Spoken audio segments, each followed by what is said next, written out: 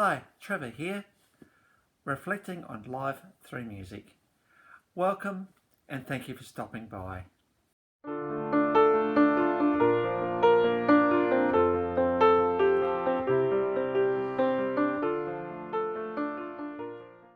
Well, for today's clip, we go from the band Aha and their song Take On Me, where we looked at the vulnerability of conversation, particularly when you can't get your words out, and how frustrating that can be in this fast-paced world that we live in, to a guy from England who I consider a master songwriter. He certainly has got a way of writing songs that is engaging, and he just tells stories so well through his songs. He was massive in the 1970s, not so big now, but he certainly did leave his mark on the world. When I first met this guy, it was his live album, Indian Summer, that actually blew me away, with songs like On the Border and Valentino Way and The Eyes of Nostradamus, where there's an absolutely stunning guitar work in that piece of music. And this song today, which I suppose when you think about the guy Al Stewart, who I'm talking about today, this is his signature tune. This is the song that he is known for as we are continuing to go through the iconic song series at the moment. And the song today, Year of the Cat. Now, it's a funny name for a song, but it actually makes sense when you realise when it was written, because this song was written in 1976 and came off the album of the same name, Year of the Cat.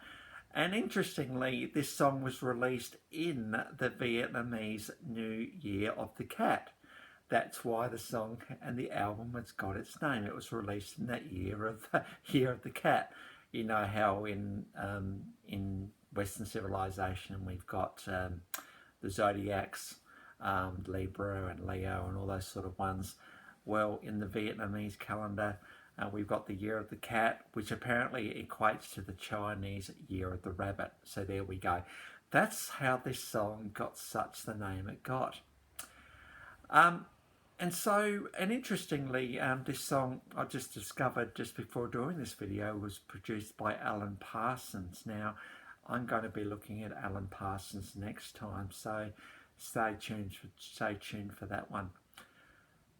What's the Year of the Cat about? Well, the story goes that it's a tourist.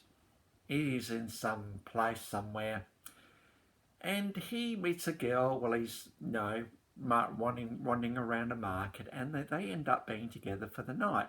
It's just and then when he wakes up in the morning and he's still with her, he realizes that the tour bus is gone, and that's where the song ends. And so I suppose it's just a really quirky story, and a really quite endearing, exotic, romantic story that kind of brings this song to life. So I suppose the thing that grabs me the most about this particular song is this concept of memories. Memories are just so important. They are critical. Why are they important? Well, I'll get onto that in a minute. But if you think about the memories in this song, he's just got memories of the exotic markets, the smells, the sounds, probably the yummy food that's there. The memory of when he saw this girl probably across the market for the first time, and they connected and they walked closer together. There's probably the memory of the coffee they might have had or the food they may have had. And the memory of just being swept up in time, where time just didn't matter anymore. The day turned into night, and there's probably twinkling lights in the market. And they end up hooking up and spending the night together in just some unexpected romantic moment. The moment was just so overwhelming that he lost track of time, and his tour bus left without him. But gee, what a beautiful, wonderful experience, and a wonderful thing to remember. I can almost imagine him getting back home and saying, well, The tour was great, but you know, there was this kind of day where, well, I won't go into all the details, but I met this girl and it was just really, really cool and nice. And for me, the rest of the holiday was nothing compared to this night with this girl. Wonderful memories, and I'm sure, I don't know if Al actually experienced this particular moment, but I'm sure if it was him reflecting on a moment, every time he'd sing this song, he'd be thinking, oh yeah, wasn't that such a great time? I really, really did think that was just the best thing. Memories. They are just so important. Why are they important? Well, you may not realise at the time that a memory, what the importance of a memory is, but I think when we think about particularly death and what happens afterwards, particularly with those of us who are left behind, you know, in the grief that we feel, sure there is sadness and devastating, just devastation of the person physically not being there anymore. And we long for them, we just long for them to be back, but they're not going to come back. In fact, we even sort of think that maybe this is all just a bit of a dream and it's all going to go back to normal. Well, the normal has shifted to something else. So I suppose that being the dark side of grief, there is a light side of grief as well, and that is the memories. They become the thing that we hold on to more than anything else. There's a reason memories are said so much in funerals, and that's because they are important. And we need to somehow try and grab onto those memories as quick as we can. But, you know, I like to take this concept a little bit further and think, well, sure, memories is such a big topic and there are just so many of them. But what is your iconic memory? What is the memory that stands out above all the others? I remember, because I do the odd memorial service here and there, and I remember being involved with a family where the dad, who had been really busy in his life, ended up retiring to a country town, a country village by the water. And because he was a bit of a guy that got on well with people, he became a bit of the man about town, and people would often have a coffee or tea with him. And the family were just really happy that although he found success, he found real happiness in his final years.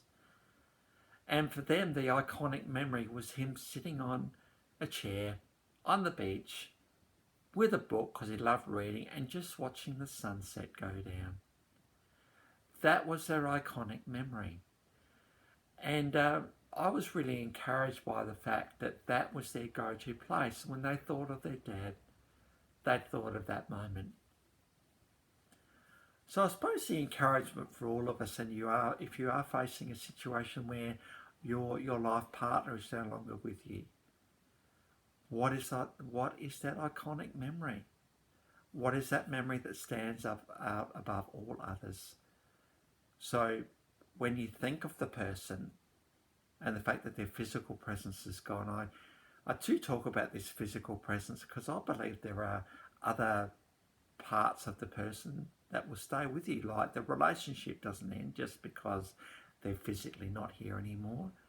There's memories that will continue. You probably continue to love them until the end, until you're no longer here yourself, because love's just too potent to force to turn off. So I suppose when you think about this, that real sadness moment, or there's another birthday coming up, or an anniversary coming up, or Christmas, and you think, I'm just really, really sad about the fact they're no longer here. Quickly try and get your mind to go to that iconic memory. The thing that brings a smile to your face.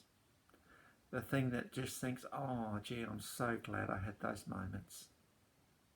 They might be a holiday moment, or it might be watching your children grow up together, or it might be the home you created. You might look at a bit of furniture that they made, or a bit of handicraft that they made, and you just think, oh wow, great that they were part of my life.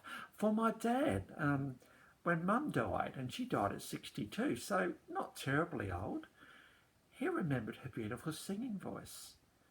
That was the thing that stood out for him more than anything else.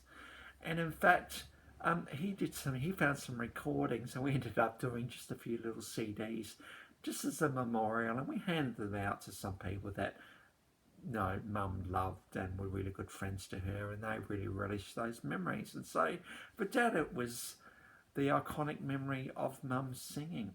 And I know for me, when I think of Mum, I think of her singing in a choir in North Adelaide, because I live in Adelaide in South Australia, and just the iconic way they'd sing songs like "Hark the Herald Angels Sing" and "O Come All Ye Faithful" and "Silent Night," and the way the pulp organ would go, and just the whole, and what we'd often go down to a Christmas little thing on a river and just look at that as well. Iconic memories, and they do take me over. I can go back to those memories really, really quickly. So the question for you today, if you are in the situation of losing someone special, what is your iconic memory? What is it? And thank the person, even though they're not here, but they are in other ways. Thank them for the iconic memory that they've created. And I suppose as you think of the sad times, may that be counteracted just a little bit. I know everybody's grief journey is different, but that may be just counteracted a little bit by the iconic memory. And the question is, if you had your life over again, would those memories still be there? Would you want those memories to be there? I'll leave that one with you to answer. So anyway, back onto this iconic song by Al Stewart today. It is his signature tune. We have gone for a live version of this song, and by the way, the link to this song is in the description below. One of the things this song is known for is the amount of instrumental in it, and I think quite a bit of the song is instrumental, and I think maybe apart from showing off his most incredible band that he has playing with him, because they're just so tight to be able to capture the essence of what it is to tell the stories through these songs. Al Stewart's just got such a beautiful, easy way of him singing, but he needs a good band behind him to capture what the songs are. There's just so much instrumental in this song. But back in the day, songs were allowed to go a little bit longer, and there was a bit of license given by audience to appreciate the musicianship and the incredible musicianship of these guys in particular. I've also got another clip for you down there too. It's a song "On the Border." Again, this one is live, and one of the features of Al Stewart's performance was his mate Peter White, who was an incredible acoustic guitarist, could just fill in beautiful lines and beautiful picking and just create some real space in Al Stewart's songs. So the link to that song is also in the description below. And if you like this video, please give it the thumbs up, and if you have subscribed already, thank you very, very much for that, but I would love more subscribers, so feel free to click on subscribe and the little bell. I upload about 2 to 3 times a week, so I'll leave that one with you. Well, that's it for today. Next time, as I said at the start, we're going to go on to the iconic Alan Parsons and the Alan Parsons Project. Oh my goodness, these guys are absolutely amazing, and I've got some stunning live clips ready for you for the next video. So until next time, I'll catch you around.